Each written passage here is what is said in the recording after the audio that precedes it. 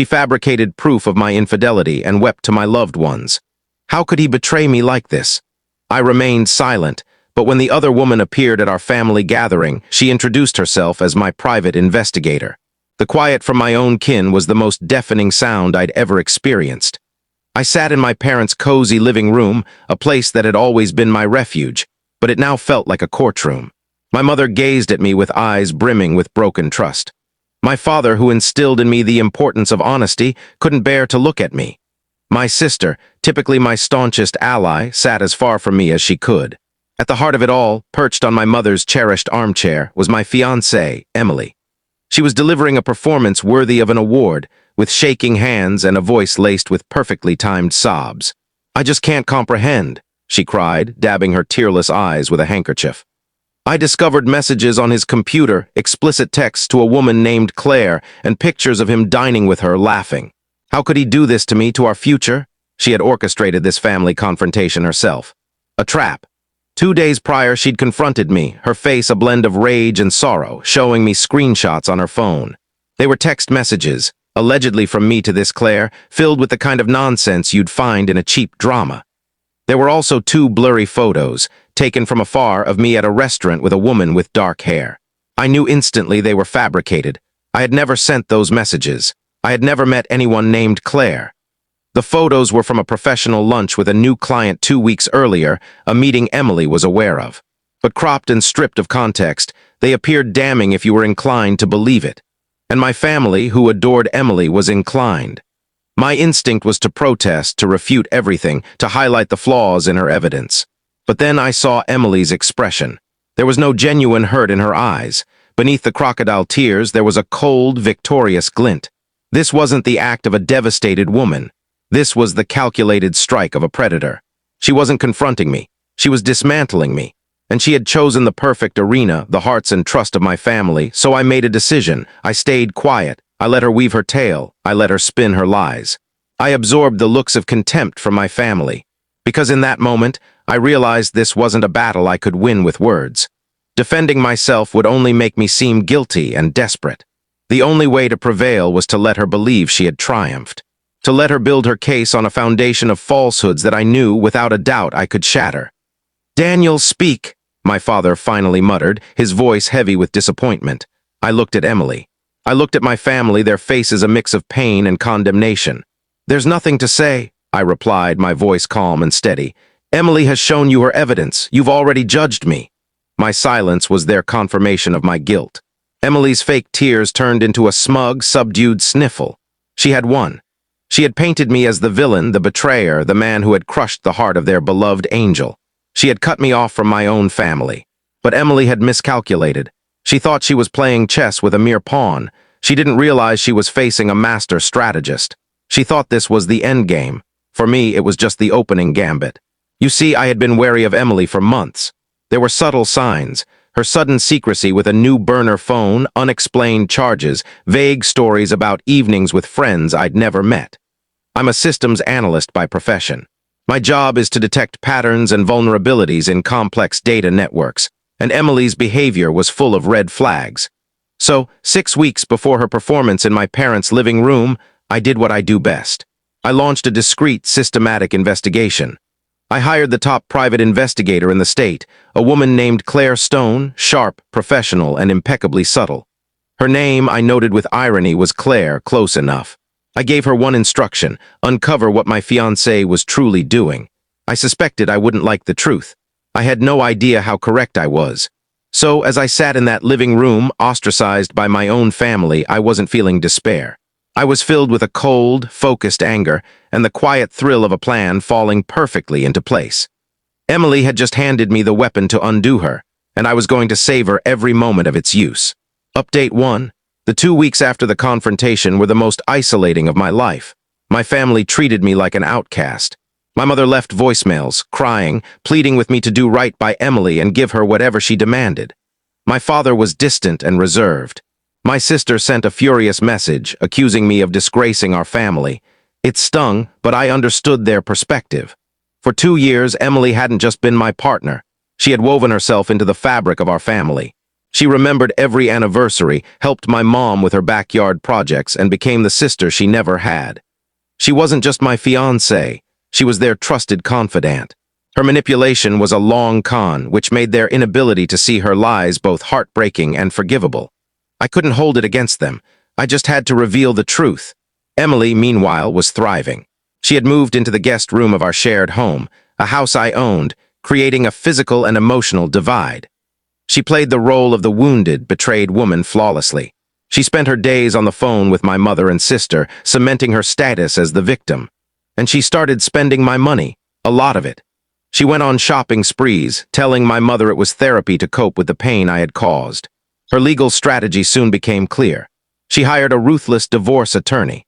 A letter arrived, demanding I leave the house immediately, claiming my presence caused her severe emotional distress.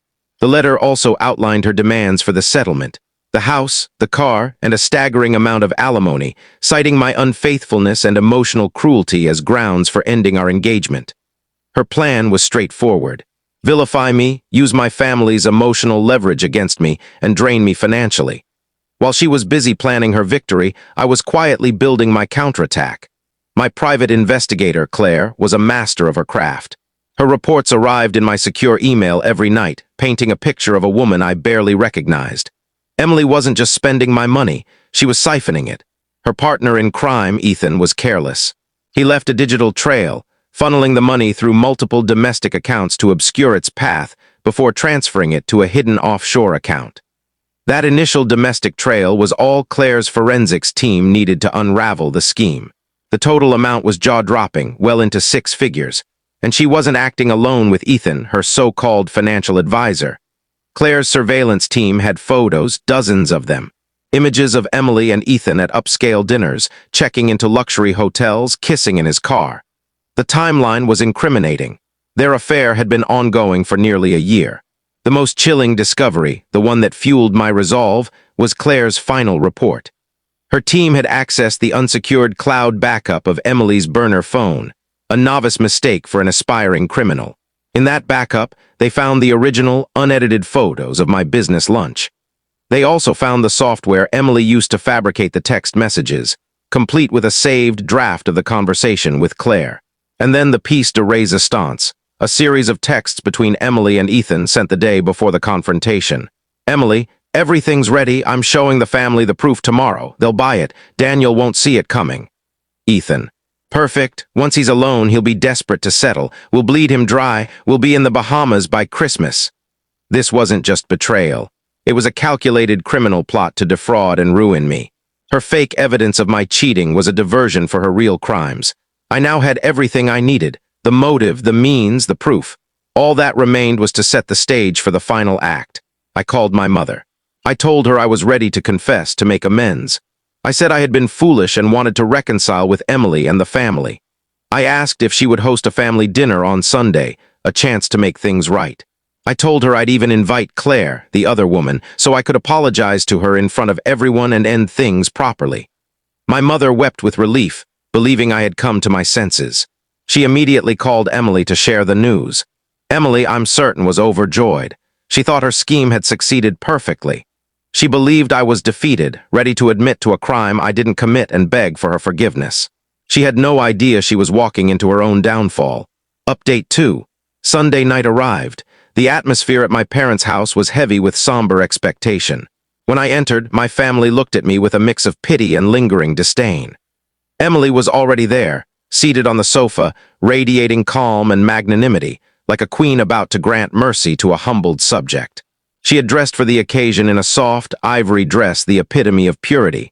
We sat down to eat. The small talk was painful. My father tried to discuss football. My mother kept asking if everyone had enough food. Emily just watched me, a faint, knowing smile on her lips. She thought this was her moment, my public defeat. Halfway through the meal, I cleared my throat. The room went quiet. I know why we're here, I began, my voice steady. I know what you all think of me, and I know I have a lot to answer for. I looked at Emily. Her smile grew wider. This was it, the moment she'd been waiting for. You're right to be upset, I continued, my eyes sweeping the table. I've been keeping a secret. I've been meeting another woman, and I'm deeply sorry for the pain it's caused. My mother began to cry quietly. My father shook his head. In fact, I said, I invited her here tonight. I thought it was important for you all to meet her to put a face to the name. Right on cue, the doorbell rang. Confusion rippled through the room. Emily's triumphant smile wavered, replaced by genuine shock. She never expected I'd bring my supposed mistress to a family dinner. I stood. "Excuse me," I said. I walked to the door and opened it. Standing on the porch was Claire Stone, dressed in a crisp, professional suit, holding a sleek leather briefcase. I led her into the dining room. My family stared, speechless. Emily looked as if she'd seen a specter. "Mom, Dad, Sarah," I said, my voice clear and confident. "This is the woman Emily has been talking about, the one I've been meeting secretly for the past 6 weeks." Emily, quick to recover, seized her chance. She stood, her voice quivering with staged outrage. "How dare you?" she cried. "How dare you bring that woman into this house in front of your family?" It was her final act, and it was a strong one, but the curtain was falling. Claire stepped forward, her expression calm and composed. She looked straight at Emily. "There's been a misunderstanding," she said, her voice sharp and professional. "My name is Claire Stone. I'm a licensed private investigator. And your fiancé, Daniel, is my client." Final update. The silence after Claire's introduction was deafening. The color drained from Emily's face, replaced by a look of pure dread. My family sat stunned, grappling with the sudden shift in the story. Claire didn't hesitate. She was precise and methodical, like a surgeon performing a delicate procedure. "Daniel hired me 6 weeks ago," she began, her voice slicing through the quiet, "because he suspected his fiancée was being deceitful. My job was to uncover the truth, and I did." She opened her briefcase and pulled out the first file. "Let's begin with the evidence of Daniel's infidelity." She placed enlarged, unedited photos of my business lunch on the table. These were taken by Emily's accomplice, a man named Ethan Cole, and deliberately altered to create a false narrative. She then presented a forensic analysis. "This is a report on the text messages from Claire. They were created using a basic software tool found in the unsecured cloud backup of Emily's secondary phone. They are, in legal terms, entirely fabricated." My mother gasped, her hand covering her mouth. My father stared at the documents, his face shifting from disappointment to a slow, simmering anger. "But why would she do this?" my sister whispered. "That's the fascinating part," Claire said, pulling out a thicker file. "This wasn't just a breakup. It was a robbery." For the next 10 minutes, Claire outlined the entire scheme with ruthless precision. The affair with Ethan, the offshore bank account, the systematic theft of over $200,000 from my savings.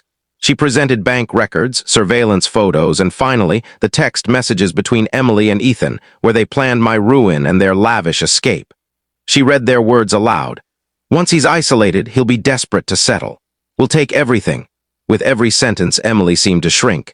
The confident manipulator was gone, replaced by a cornered, frightened figure. When Claire finished, she turned to my father, a retired prosecutor. "What you're looking at," she said, gesturing to the evidence, "is not just betrayal. It's wire fraud, conspiracy, and grand theft." Emily finally broke. She let out a desperate sob and lunged for the documents, trying to destroy them. But Equals, my father, moving swiftly, grabbed her wrist. His voice was cold as steel. "That's destruction of evidence and an admission of guilt." He looked at me, his eyes filled with deep regret. "Daniel," he said, his voice breaking. "I'm so sorry." "I know, Dad," I replied. My sister was already on the phone. My father took it from her.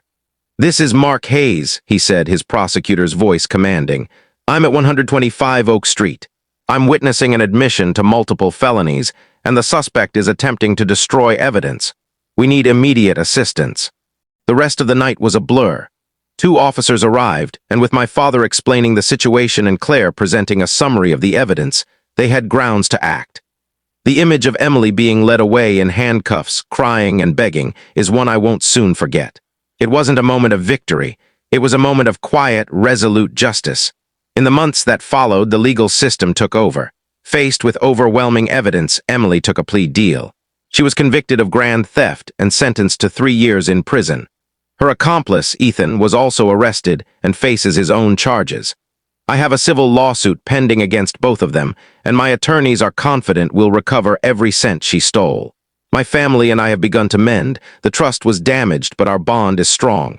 They're ashamed of how easily they were deceived, but I understand. My revenge wasn't just about exposing her. It was about reclaiming my life and my family from the venom she had spread. I didn't just want to win. I wanted to obliterate her entire plan. She tried to use lies to ruin my reputation, so I used the truth to take her freedom. She tried to steal my money, so I used it to hire the person who brought her down. She tried to turn my family against me, and in the end, they witnessed her collapse. She wanted to play the victim. Now in her prison cell, she has plenty of time to refine the role. She thought she was crafting my downfall.